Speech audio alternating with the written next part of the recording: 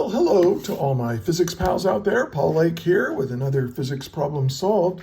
We have a kinematics problem this time. I'm calling it a stone is dropped into a deep well. And this is a very simple problem, but here's what you really should know. You should be kind of familiar with the kinematic equations for constant acceleration. And if you look in the video description, there is a lecture that describes where these equations come from. So if you're not that familiar with it, you can check that out. This is a free fall problem. So, oh wait, is free fall one word? I should know this. I was thinking two word free fall problem. Okay. And you should know how to handle free fall or have heard of it. If you haven't, I will explain it throughout my working out this problem. And that's what I do. I work these problems, but I also give very, very thorough explanations on how to solve the problem. Let's take a look at the problem. We have a stone is dropped from the top of a deep well. If the stone falls for 3.4 seconds before making a splash, A, how deep is the well? And B, what is the velocity of the stone as it hits the water? Assume air resistance is negligible and that the acceleration of the stone due to gravity is a constant, negative 9.81 meters per second. Ooh, I forgot to put the subscript in there for squared. Now, I want you to make up is positive and down is negative. That's what the acceleration of gravity is down. So that's the convention that we'll use. Now, what I'd like you to do right now is pause the video and try to work it yourself. And then when you're done, or if you get stuck, hit play and get unstuck, or check your work with mine, and that's a good way to do it. All right. So let's see. Let's write up this problem. Let's see what's given. Now, what I like to do with problems like this is to draw a little picture of the problem, and then write down what's given using the variables we use around the picture. So I have a well, so I'm just going to draw a well, a real simple well like this, and very deep well. Maybe this is the water level right here. Here's the ground up here. And so we're going to drop a stone. Now, there are certain things that are implied in problems like this, like a stone is dropped. That's the problem's way of telling you the initial velocity is zero, right? The initial velocity of the stone is equal to zero.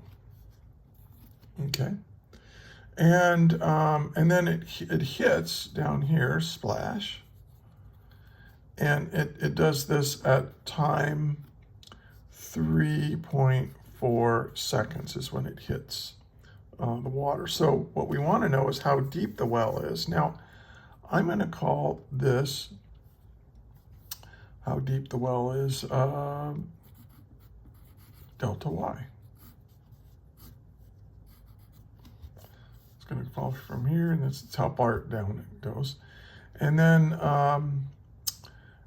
we're going to have our the final velocity of the stone as it hits the water, or just before it hits the water. You don't really, when it actually hits the water's going to slow it down, right? But what we want is the velocity of the stone just before, infinitesimally, just before it hits. So I'll draw it like that. So there's my velocity. So what I'm trying to find for part A is this delta y, and for part B, we want the final velocity of the stone. Okay. So get in the habit of use given and find with the variables, draw a picture, visualize, show what you're trying to find and what you're given on your picture, and it will help you set the problem up properly, and you'll just be able to solve it more easily.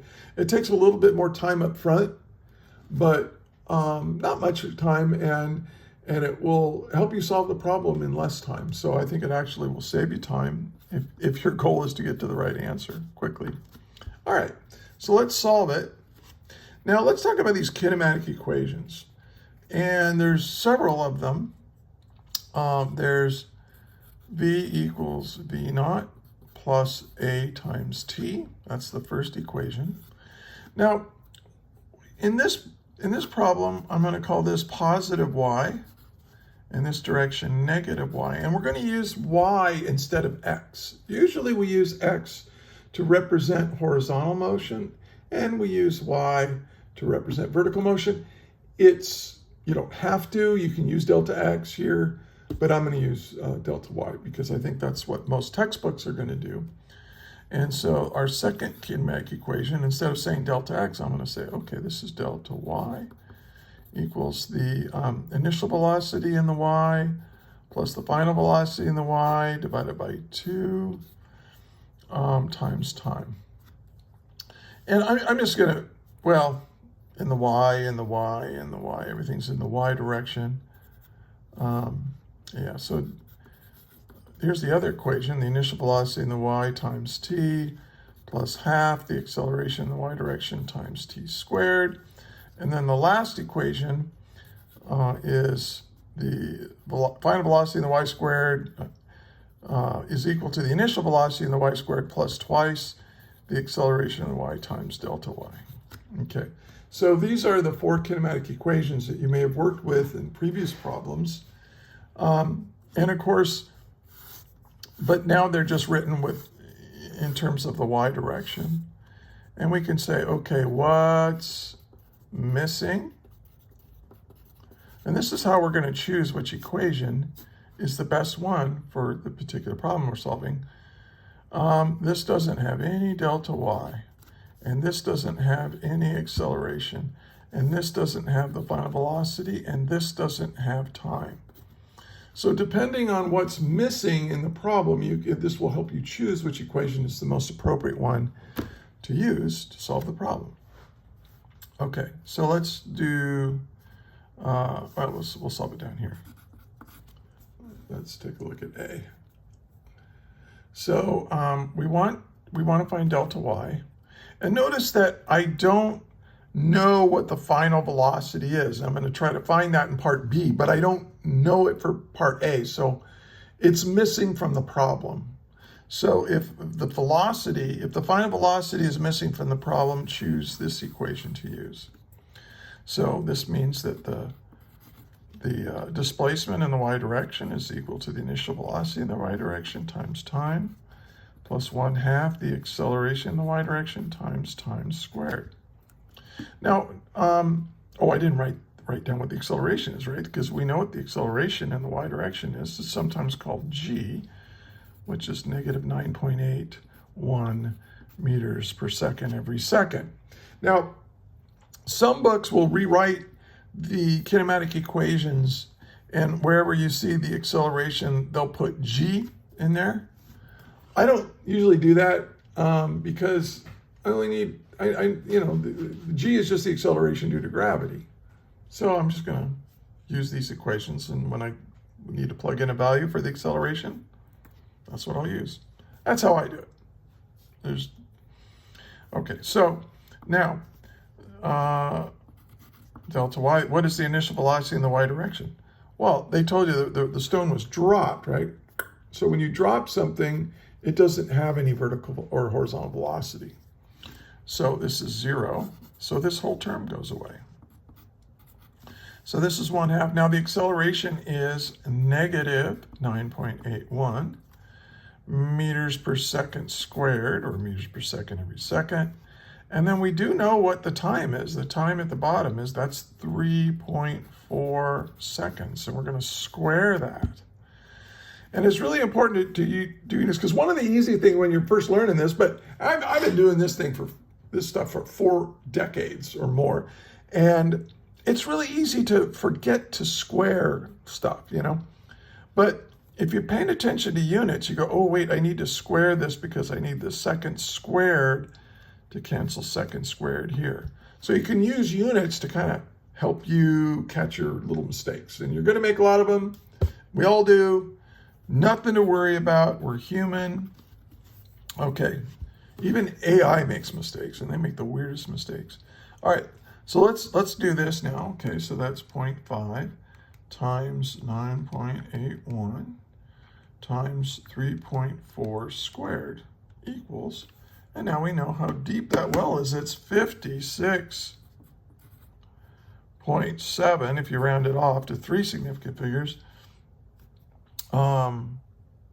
meters. That's pretty deep. Well, there are caves and stuff that are this deep. I don't know if there's an actual well that people have done. Well, maybe that's pretty deep. That's a long time. By the way, if you're at a standing on the edge of a building or something, be safe now. But if you take a small stone or whatever and you drop it, you can time it and figure out by using this equation how tall that cliff is. And I don't know, it's kind of fun, kind of neat. All right, let's do part B. And by the way, if you're finding this helpful right now, could you do me a favor and give the video a like and maybe share it? If you're a physics student, share it with your friends, and subscribe to the channel. And recommend it to your teachers too, because if your professor or teacher used my videos or any of my materials, I'm totally honored to do that. I'm a retired physics teacher, and I like teaching, and so I'm still doing it. Now I'm doing it on YouTube. Okay, what is the velocity of the stone as it hits the water? Now, I could use any of these to figure out the final velocity, because not this one. This third equation doesn't have final velocity in it, but these three do. But I don't want to use this one or this one, because then I have to use delta y that I just calculated. And what if I made a mistake figuring out part A? I don't want to carry that on to part B. So if I can, I will use, I'm just going to use this first equation because it has everything I need. And it's already solved for it. So this is a pretty easy problem if you know what to do. It's not a whole lot of work. This is 0 plus negative. Oh, I can't believe I did that. Maybe I did it on purpose. I made a mistake. Can you figure out what my mistake is before I start talking about it? Yeah. Oh, I wrote that to you. Let's put the time in there. The time is 3.4 seconds. And so when I do this, I get 9.81 times 3.4 equals 33.4 meters per second. Now look at the units. The seconds cancels with the second squared. The units always have to cancel out properly. It's a great way to check your work. Okay. Now there is one problem with my two correct answers. They're not correct. Well, because how deep it is, or what the displacement of the stone was, is a vector. And this is a vector and has direction. Now, if I leave them as positive, that means that I'm saying that it's up, but it's not up. This stone fell down. So we can say that the displacement, delta y, the displacement of the rock is negative 56.7 meters. And the velocity of the rock, well, just before the rock hits the water, it's negative. Okay. So now, I want to talk about this final velocity again. I want to emphasize something. This is the velocity of the rock just before it hits the water. You're going to work a lot of free fall problems. And what we mean by free fall is that the object is only under the influence of gravity, so it accelerates down with the acceleration of gravity. If there's no other accelerations acting on the object, it's in free fall. But quite often they'll say, okay, you drop something and it hits the ground. Well, what's the final velocity? Well, if it hits the ground, the final velocity is 0, right? But that's not what they're asking for in the problem. They're asking for what was the velocity of the rock or something just before it hits, or just before it comes in contact with the ground. Because otherwise kind of trivial. So keep that in mind. Don't get confused by that. And hey, I hope this was helpful to you. And if it was, again, liking the video helps other students find it, and it's a nice way of saying thank you. If you have any questions or if you think I made a mistake, go ahead and put them in the comments. I respond to every comment. And hey, until the next video, may the net force be with you. Thank you for watching, and that is all.